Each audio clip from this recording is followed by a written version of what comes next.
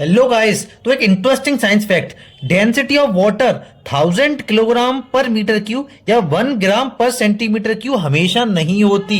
हम ये वैल्यू हर जगह यूज कर लेते हैं बट प्रैक्टिकली ये वैल्यू सही नहीं होती।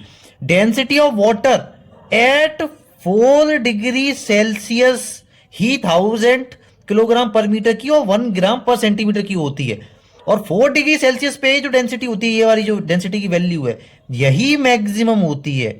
तो ध्यान रखिए, वाटर की डेंसिटी मैक्सिमम 4 डिग्री सेल्सियस पे होती है, 1000 किलोग्राम पर मीटर क्यूब और 1 ग्राम पर सेंटीमीटर क्यूब, एक ही बात है।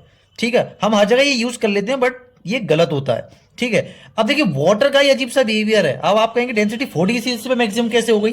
कायदे से जो नियम होता है वो तो ये होता है, अगर टेम्परेचर कम होगा तो डेंसिटी बढ़नी चाहिए।